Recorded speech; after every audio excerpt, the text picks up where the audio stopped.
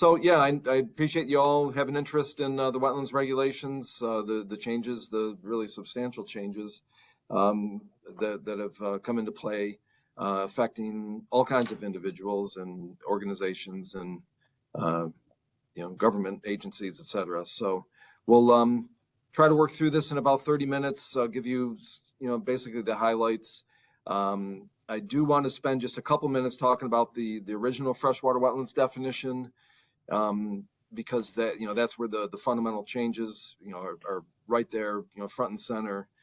The Article 24 freshwater wetlands statute was updated in April 2022, and then the associated regulations, the Part 664 mapping and classification regulations, those were updated just prior to January 1st.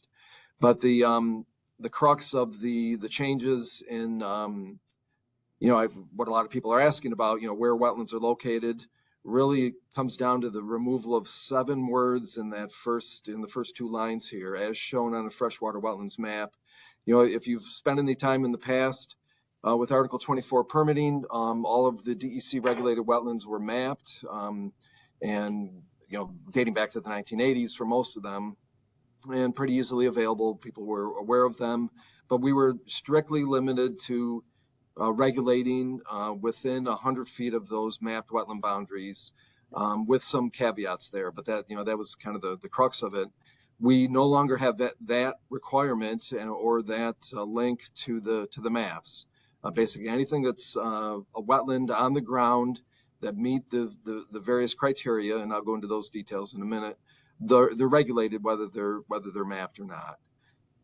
If you're familiar with that old 12.4 acre threshold size, 5 hectares, stays in place until January 1st, 2028, and then drops down to 7.4, which is 3 hectares. So in addition to that, the original statute regulated what were termed unusual local importance wetlands. We're still doing that, but they've changed the names to unusual importance, where there's no size threshold for those particular wetlands. However, there's also no very specific criteria, case-by-case criteria that we have to consider for the unusual importance wetlands.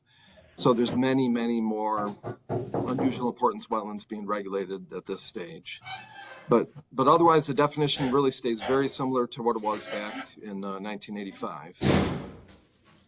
And I do like to throw a plug in there for why we protect wetlands. I'm not going to go into the details, but there are a number of public benefits that folks reap from the occurrence of wetlands on the landscape. And unfortunately, the statute, the original Freshwater Wetlands Act, was brought into effect in 1975 to address a really substantial loss of wetlands in New York State over the previous couple centuries.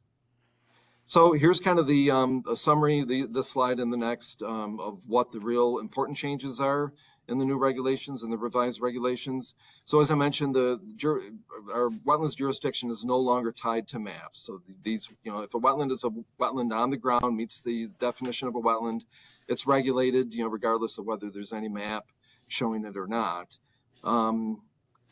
Also, and I'll show some slides if you haven't seen our what's now termed previously mapped wetlands, but those wetlands are still regulated. It's kind of through a circuitous approach, but we still regulate those previously mapped wetlands as mapped, even in cases where they aren't correct. We regulate those. But in addition, there's an estimated 1 million additional acres of wetland being regulated across New York State, based on wetlands that meet the size threshold, 12.4 acres currently, that just were missed one way or another, or became converted from what was farmland and reverted back to wetland as farmland was abandoned. Various reasons. There were a lot of wetlands that met the criteria, the earlier criteria, but were never mapped, and therefore DEC did not have any regulation of those wetlands. And then, as I alluded to, there's many, many small wetlands that are going to meet, smaller wetlands that meet this unusual importance definition, the revised definition. So a couple other less impactful changes to the regs. We're still classifying wetlands, classes 1 through 4, that's the original structure. However, we have a number of, almost a total revamping of the characteristics used to classify wetlands. And the significance of that is that every single wetland, brand new wetlands identified and those previously mapped wetlands have to be classified or reclassified. So what was previously, let's say, a class 2 wetland may now be a class 1 wetland or conceivably class 3 based on the new criteria. And then the other aspect is that the adjacent area that had typically been a 100-foot adjacent area that we regulate around wetlands, the 100-foot buffer, there is opportunity to expand that, pretty substantially, maybe up to several hundred feet, for 2 different types of wetlands. So productive vernal pools, and that's a pretty strict standard to meet. I actually don't think there are currently any mapped productive vernal pools in Erie County. But nutrient poor wetlands, those are bogs and fens, similar communities. We know we have some of those in, especially in southern portions of Erie County. So those are going to have to be looked at on a case-by-case basis to see what the regulated adjacent area is surrounding those particular wetlands. So as I mentioned, the previous mapping back, for the most part of the early mid-1980s, that was done old school technology with a stereoscope, but was looking, basically for wetlands that were 5 hectares and larger, and then scattered really just a small handful of these unusual local importance wetlands here in Region 9, the 6 Western New York counties. But when you zoom in on GIS, for example, or the Environmental Resource Mapper, whatever your favorite map source might be, this is what you would see. What's now being termed previously mapped wetland, these various polygons with a 2-letter and number code. So those are still, they're going to retain the original code and still be regulated. But in addition, there's many more wetlands on the landscape that the DEC is regulating. You've probably seen also that in the past, up until December 31st, we had on the DEC's Environmental Resource Mapper, we had 500-foot check zones surrounding all the wetlands, kind of recognizing that the mapping of those wetlands was very approximate, and encouraging individuals that had an interest in doing some activity within 500 feet of a mapped wetland. We encourage them to come to us to find out if that wetland has actually expanded from the original map boundaries such that they were regulated. That's really not relevant anymore, so that check zone is no longer on the Environmental Resource Mapper, because again, we're regulating wetlands whether they're on that map or not. So the new approach, well, I should say, DEC did contract Cornell to produce these informational wetland maps, to sort of provide some guidance for folks for where these wetlands may be. They're not official. Again, there's no strict tie between our regulations and the mapping. But it's interesting to I encourage you to navigate around to your favorite place in Erie County or elsewhere and see what's available. The bright green that's mostly covered actually in purple in this diagram, in this map, the bright green are the previously mapped wetlands, the wetlands for the most part that were mapped back in the 1980s. But then all of these additional areas are possible wetlands based on really an algorithm approach that Cornell took. Really not any, to our knowledge, and I haven't been privy to the whole mapping approach here, but really no site-specific, eyes on, looking at aerial imagery or ground truthing or whatever it might be.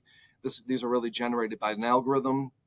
And I have to warn folks, we did some pretty careful, within the Region 9 office, we did some pretty careful QA/QC of these wetland boundaries, and we are finding a lot of false positives and false negatives.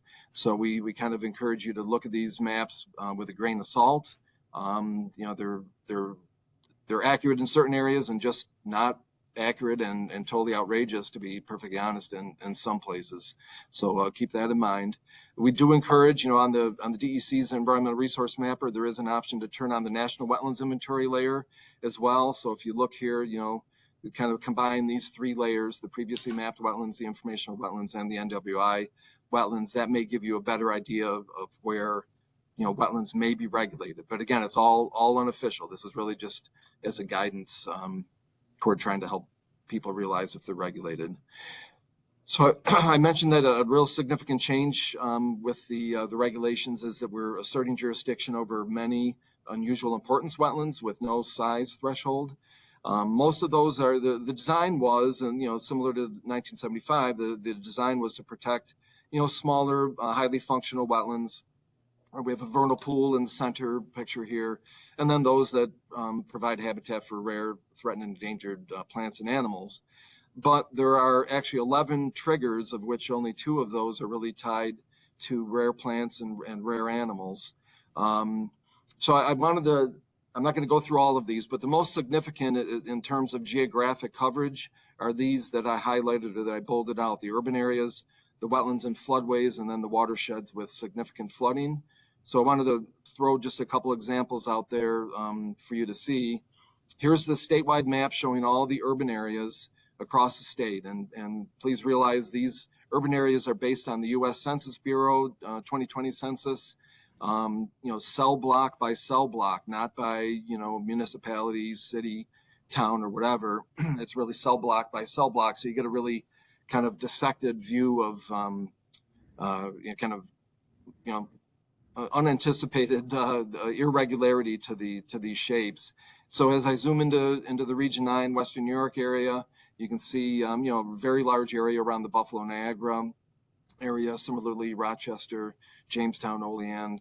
If we zoom into Erie County, then you can get a pretty good idea that much of, let's say, Amherst or Cheektowaga is fully urban area. So any wetlands of any size within these red crosshatched areas are now regulated by DEC. Again, whether they're on a map or not, they're now regulated. Similarly, we have these broad geographic areas for watersheds, these significant flooding watersheds at the Huck 12 watershed level. And the approach was kind of whittled down really to reduce the extent of this jurisdictional area, to look at runoff values, water holding capacity, but then most importantly, I think human risk, sort of proximity to urban areas. And that came up with this map. This is generated by our BEH, the Bureau of Ecosystem Health folks in Albany. And zoom in again to Western New York, and you'll see that there's much less extent in Region 9, quite a bit in Chautauqua County, and then this area of 18 Mile Creek, I believe, watershed. We have a pretty large polygon there in Southern Orchard Park and Boston. As well. So again, that blue cross-hatched area, any wetlands of any size would be regulated there.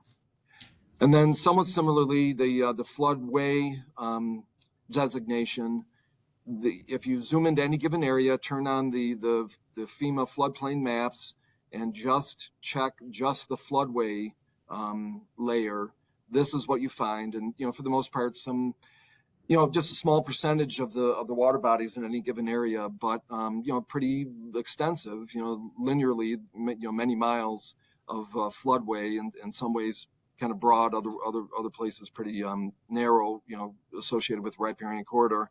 But any wetlands that fall, and of course wetlands oftentimes do occur along streams, any wetlands that fall within these mapped floodways are jurisdictional, and actually they're class 1, automatically class 1 wetlands.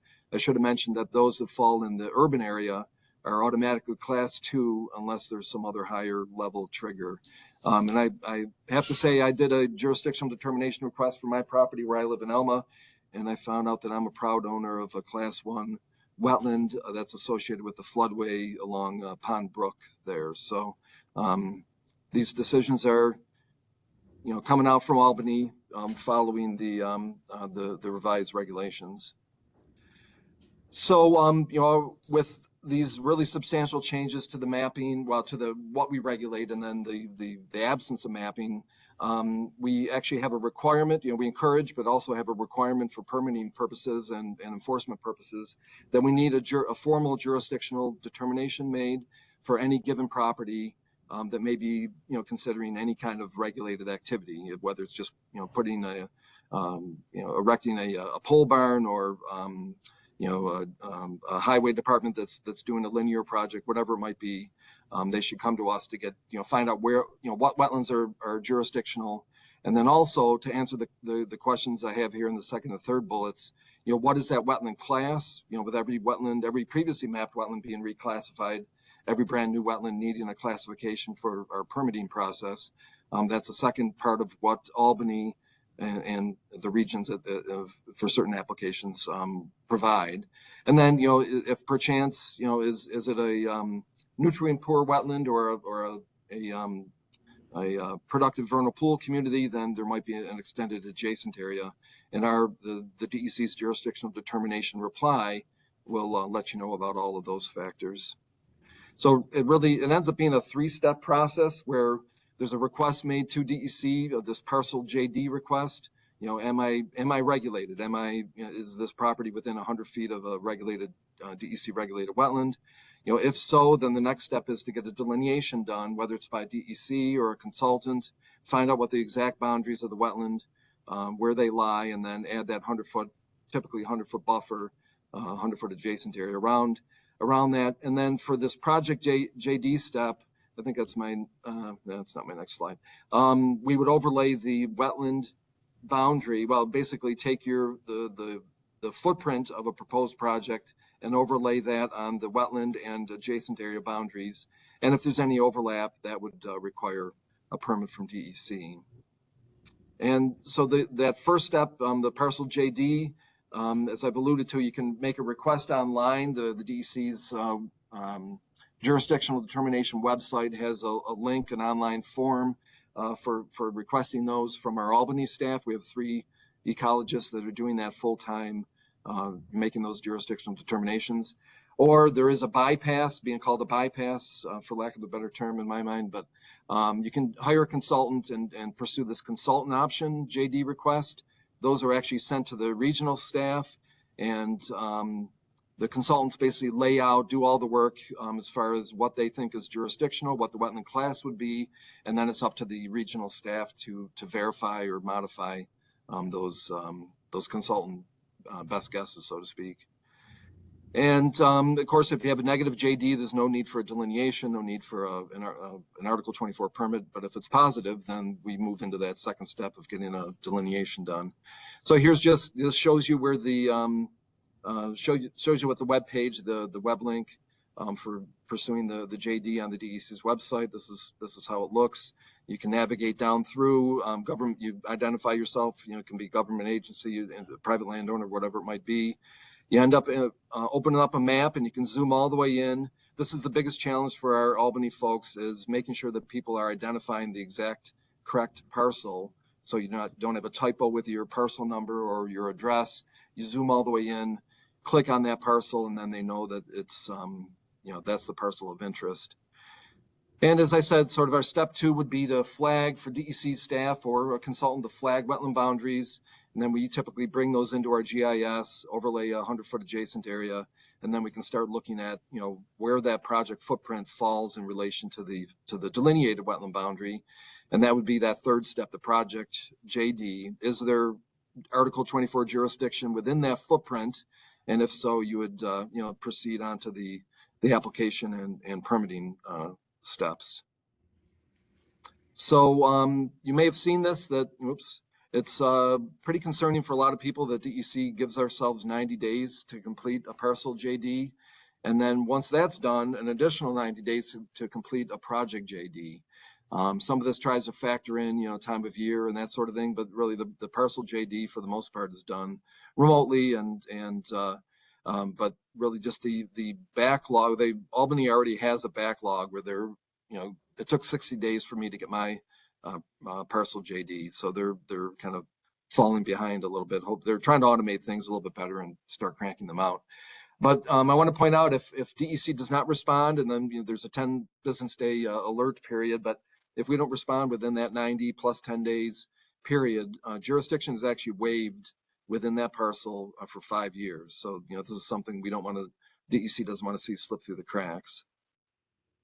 So if you are either reviewing projects or considering projects that that, you're wondering if you even need to go through that JD step.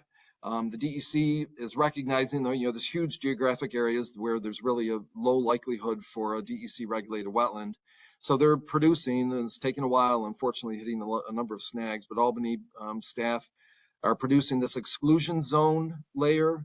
It's designed for DEC internal use, but we can relay the results parcel by parcel to you. And it's based mostly on topography and the degree of impervious surface within a given area. So I did want to offer just a few recommendations, whether you're a municipality that's reviewing building permit applications, for example, or soil and water conservation district looking at your own projects. These are kind of the steps, and we can provide slides, so I don't have to go through each one of these. I know I'm running short on time, but these are kind of the typical steps DEC staff use to see if there's any likelihood or much likelihood for a DEC regulated wetland in a given location. Really looking at all the available GIS layers, including color infrared aerial imagery. And, we're encouraging, again, municipalities and other organizations, to submit a JD request if there's basically any hits for those, wet features. Certainly if you're within one of these unusual importance areas where there's no wetland size threshold, so the urban areas, the significant flooding watersheds, mapped designated floodways, etc. If you have any inkling that there may be wetlands within 100 feet of a project footprint, we strongly encourage you to pursue a JD request. And obviously that third sub-bullet there, when the DEC pulls this exclusion zone together, if you end up falling into those exclusion zone areas, then we can actually provide written documentation that no JD is required. At least that's the plan. And then certainly Corps of Engineers delineations that identify wetlands, again, in unusual importance areas, those are automatically very highly likely going to be DEC jurisdictional. And then really, whenever in doubt, and we're finding out some municipalities are telling everyone you have to get a JD request. If there's any doubt, we encourage pursuing one of the JD request options. And of course, communicate with DEC early and often, just to try to get the latest best information. Some of this is a moving target, kind of evolving as we progress, and we'll be happy to share our best results. I threw this picture of a house being constructed in a wetland. This is from a site up in Lockport from a number of years ago, an enforcement case, DEC enforcement case. This is the bottom line of what we're trying to avoid, trying to get the word out to certainly municipalities that are issuing building permits, but others, we want to prevent, it's not good for anyone to have a house being constructed in a regulated wetland, especially if that triggers an enforcement case. These are the kinds of things we're trying to avoid. So we will provide some slides that give you all this contact information. And do you all have, I know I'm at 2 o'clock, I could very briefly mention the general permits that are being, that have been proposed. There's a comment period open until March 31st. But how's your schedule looking on your end? Yeah, please. So Chuck, the general permit in regards to really what we're going to run into here is we got a lot of municipal folks and our highway supervisors for culvert replacements and stuff like that. That's definitely going to be of question and process. So I know that general permit is probably going to cover a portion of that. So if you could just touch on that briefly. Yeah, you're good for time though. Okay. So, there are 6, brand new general permits that have been proposed. One of them, the comment period is already closed, that one at the top of the list there. There are 2 existing general permits that are being modified. And, for the most part, invasive species and stream crossings, what are now going to be wetland crossings as well. I actually removed the slide I had for the incidental impacts general permit. That's the one that's really ready to be issued at any time the comment period is closed. That one will come into a play I think for a lot of municipal projects. A lot of it is focused on impacts within the 100-foot adjacent area for, whether it's, activities within a developed property. It could be culvert replacements, within a road right away. There is a 1/10 of an acre threshold size, both for wetland or adjacent area impacts. So certainly, culvert replacement projects, small scale projects, should be able to meet that threshold size, I think, pretty easily. And this, the real benefit of the general permits, it's a no application fee is one appeal, but also the expedited turnaround time, that these, are typically going to be issued within a 30, conceivably a 45-day, but usually a 30-day time period. That's the real benefit. You can see that there's, some pretty large scale GPs here for, community solar, and then rights of way, whether electric or natural gas rights of way. We've had, previous, usually company specific general permits in the past, but these would, sort of consolidate all of those conditions into, more generic general permits for those regulated industries. Again, I'm pretty sure those were all being proposed at a 1/10 of an acre threshold size for permanent. This is, permanent wetland loss. It authorizes a lot of temporary impact, timber access roads and the like for putting in, replacing transmission poles, let's say. But in contrast, well, let me just mention the lakes and shorelines, another similar project there for shoreline stabilization, for example, with I don't know off the top of my head, and to be honest, with those being out for comment right now, I'm not sure where the thresholds are going to end up. And I'll be the first to admit they were really hastily pulled together by Albany. Regional staff were given like 5 days or 2 days. Yeah, 2 days to review five brand new general permits. And I think they were kind of rushed out the door a little too quickly. So I think there's going to be a lot of changes after public comment. But anyways, the lakes and shorelines one has relatively small allotments for wetland and adjacent area impacts. But in contrast, the housing development general permit as proposed, and again, this may change considerably, there's potential there for some pretty large wetland and adjacent area impacts requiring mitigation at designated replacement ratios. But we're talking possibly several acres. If it remains unchanged, some of these housing developments DEC may be able to authorize them with a general permit, even if there's several acres of wetland impact and considerable compensatory mitigation required.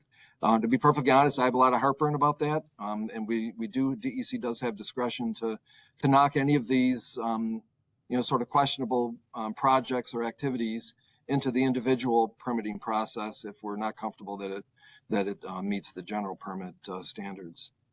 But any particular questions on that I didn't cover on that or any other aspects of the changes? So Chuck, just I guess as an example, if these GPs do get passed, the thought is, so like a highway superintendent who's got to do a culvert replacement, they wouldn't have to go through the JD process. They would just have to submit their permit, and hopefully it meets the thresholds of what's authorized in the general permit. Well, there's still the JD requirement, from my understanding. So, that's we're recognizing this, the upfront 90-day, potentially 90-day turnaround time for a JD is really problematic. There are emergency authorization conditions built into at least, I think, 3 of those general permits. So that may provide an avenue for getting a quick turnaround, and sometimes even after the fact notification to DEC. This is where it may be helpful for us to work with municipalities to identify those jurisdictional areas up front to try to expedite the permitting process down the road. And we've talked about the consultant option for jurisdictional determinations. We're hoping, it really depends on our workload, and it is stacking up pretty substantially right now. But we want to offer our services to help guide folks through that JD process. even conceivably DEC serving as the consultant for that consultant option for certain agency type projects, whether it's highway departments or soil and water, whoever it might be. Yeah, and I guess that's what one of my biggest concerns is. We get county highway guys call us or town highway guys call us and saying, "Hey, I need assistance doing a permit or a culvert," and it's like, well, now you're thrown in there. All right, I got to do a jurisdictional determination for an existing culvert. Well, if I'm not extending it or over engineering it, my footprint is essentially the same. So now I got to go through a practice of doing a jurisdictional determination, whereas I'm not arguing if there is or is not a wetland, but then I got to do a delineation. So I'm footing the bill for DEC's delineation on something that I'm not arguing that if it's a wetland or not, right? I still want to replace the culvert. That's one of the things that kind of in-kind replacement is an issue, I guess, for me anyway. I don't know. I hear you. I've struggled with that myself, especially with, I just heard in-kind replacement. That's a pretty standard activity and the type of thing that we really ought to, in my opinion, cover under the maintenance exemption. But that's in a whole different set of regulations, the Part 663 permitting regulations that haven't been opened up yet for modification. Have you submitted comments, any of you, on the general permit process? That's really the best way. Better than me trying to lobby Albany staff to make these changes. Yeah, the Soil and Water Districts just had our water quality symposium last week or a week and a half ago now, where the DEC roadshow folks were out they did a training which was similar to the other couple that I've seen already, and we sat around afterwards and we pointed out definitely some discrepancies and some concerns such as this. But I know the other piece of this is like, all right, well, we're sending this to Albany for jurisdictional determination, but we also know that each region is kind of its own little fiefdom to a certain extent. And I know you guys are trying to keep consistent, but then, what are the regional nuances that could impact this as well? So that's a whole nother concern. Yep. And I hear you. And, the way this is being set up, there's a shared GIS approach. The regions currently don't have access to it, but we anticipate that very soon, where we can see what Albany decisions are being made, and they can see what's being made, and we don't duplicate efforts. There's every attempt to try to get the greatest consistency between Albany staff and the regional staff, but I'll be the first to admit that's a struggle. It's been a struggle with this program since I started in 2006 with DEC. Just trying to be frank and upfront here. It's we appreciate that, Chuck. Yeah. Can you back up a couple of slides? I got one question on the shoreline and lakes. So when you say shoreline, is that you consider stream bank shoreline? Right. Yes. Well, see, now that's one of the comments right from the start. Yeah. The stream activities general permit is going to cover stream bank stabilization, but I think there was a mix-up of words even in the general permit, the draft general permit that went out for public comment. So yeah, this is really supposed to be lakes that have shallow either emergent or shallow what J.R. Jacobson calls shallow weedy lakes. So submerged vegetation or emergent vegetation enough to trigger DEC wetlands jurisdiction. That's where this GP is supposed to be lying, not stream activities that fall into the stream activities GP. But there would be a stream activities GP though. We think. Well, there is the one already that was finalized I think a couple years ago now. It's it's on the DEC website. It's really comprehensive.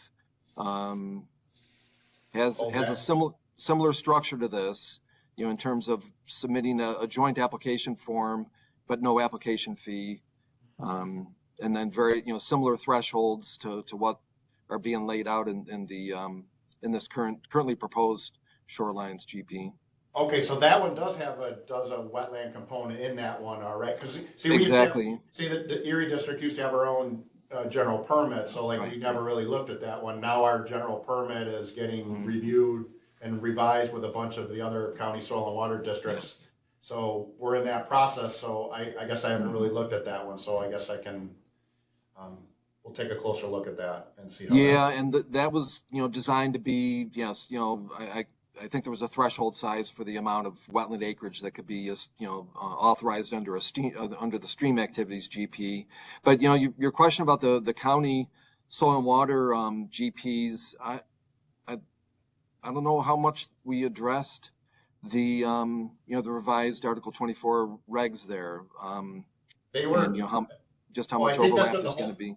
I think that's what the holdup was, is we were Yeah. looking to try to push it through, and then these were starting to roll out, and it was like, well, we want to make sure it's incorporated in that. So how it's incorporated, I don't know yet, Yeah. and it hasn't been published yet, so I haven't seen a final copy of it yet. Yeah.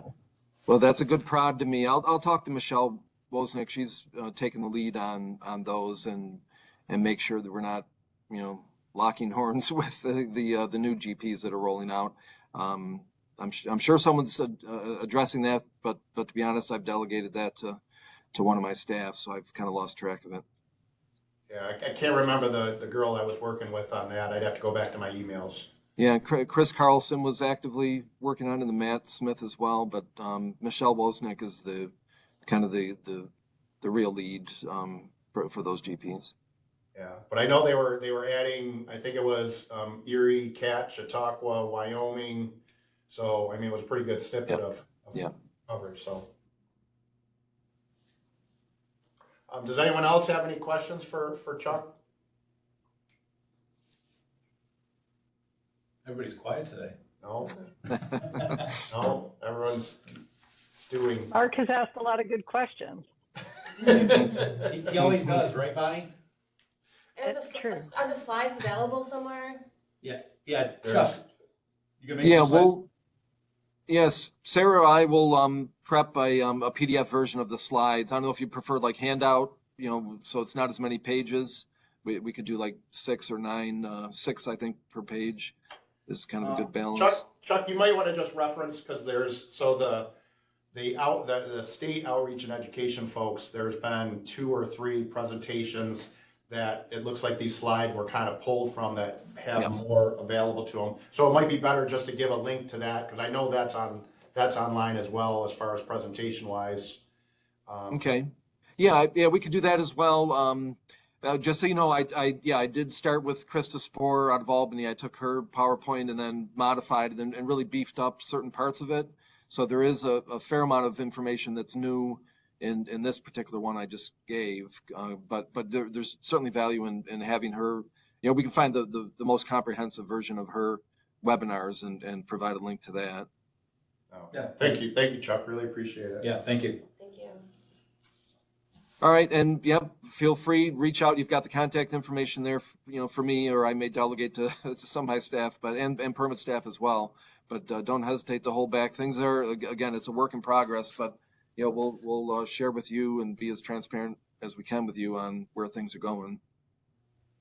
No, we really appreciate your time, and we realize the workload changed for you guys here locally too. So we appreciate your efforts and your willingness to try to work through these as things are changing, because I know there's still a lot of people out there. I know the state folks have said that there's been a lot of outreach and education, but I know there's still a lot of people out there that I'm waiting for Oh my goodness. to hit the fan, because there's a lot of folks that don't even know, and it's going to come out eventually here. So with the house hunting season, a lot of prospective buyers are going to be caught off guards, I'm afraid, and then of course construction season as well. So yeah, we're trying to brace for that as best we can. no, I feel for you. So good luck. All right, thanks, Mark.